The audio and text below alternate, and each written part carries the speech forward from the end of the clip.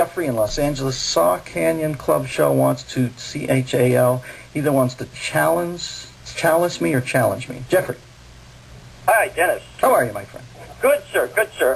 Saturday night, went to the Canyon Club to see your show and everything. Yes, sir. It started out as a weird evening. Let me tell you, when me and my wife are big fans, and when we see Dennis Miller and get a dinner show thing, I'm expecting a cabaret-style dinner theater. But I don't know, when you walked out on stage, you must have seen your demographic, the people you were reaching, were all on top of each other. I had to bust my own tables. Unbelievable. I really did.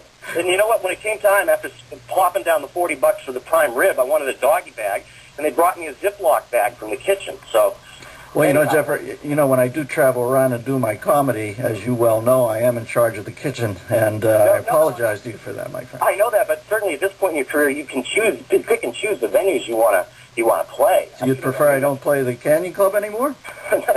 Well, no, let's not go there. Anyhow, I wanted to call and talk about a couple things from the act. I know you were trying out some new material Saturday night. You had your notes there, and I give you the kudos for going out there and trying new stuff and not going on autopilot. But Jeffrey, you know what? I can tell already from the amount of butts you used how this call is going to go.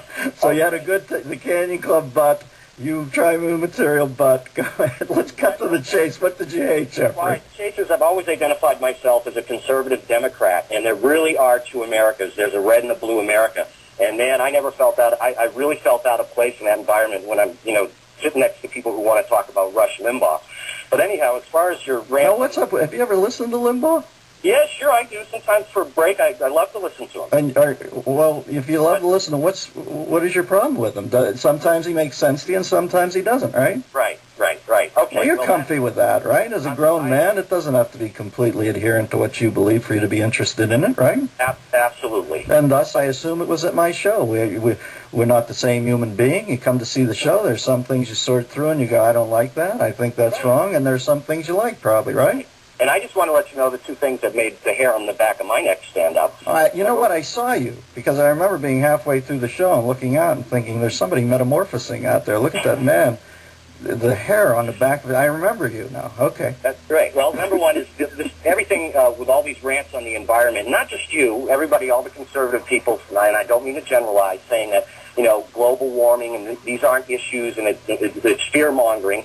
Let's suppose that's 100% correct, okay? And it's all a bunch of BS, and that we should all, the environment is not going into the toilet.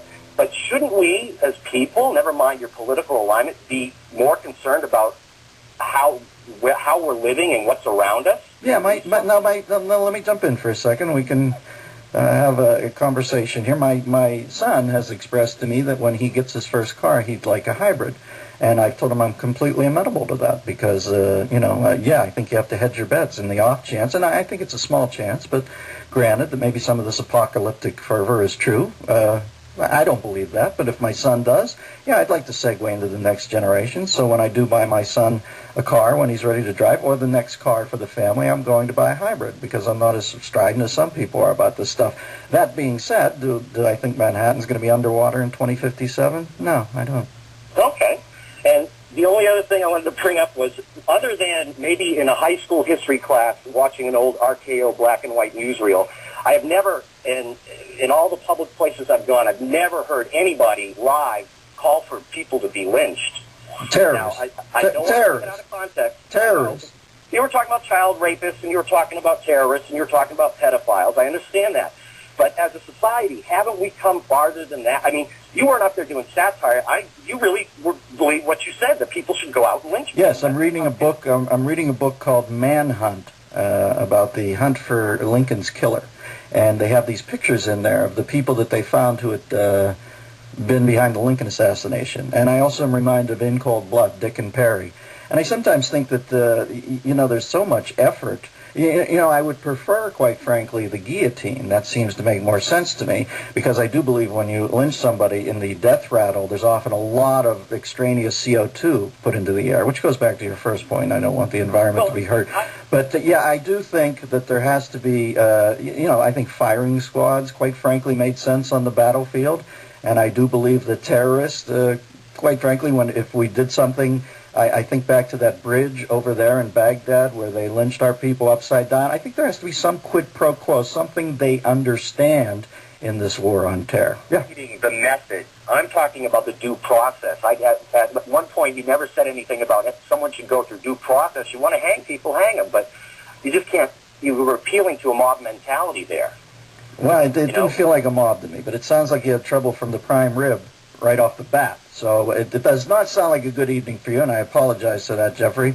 But I do think at one point I said that if the society wasn't going to take care of people who on a daily basis were just scooping in and kidnapping children out of their bedrooms and taking them out and killing them, if at some point we were going to make our every effort to keep them alive for the rest of all time, that I bet you there does come a tipping point where the citizens of this country become more like the villagers in Frankenstein and start demanding justice on their own. Yeah, I do believe that. I think there will come a point where people will start to say, hey, I'm more worried about the kids right now than I am about these, for instance, these two guys with the home invasion robbery.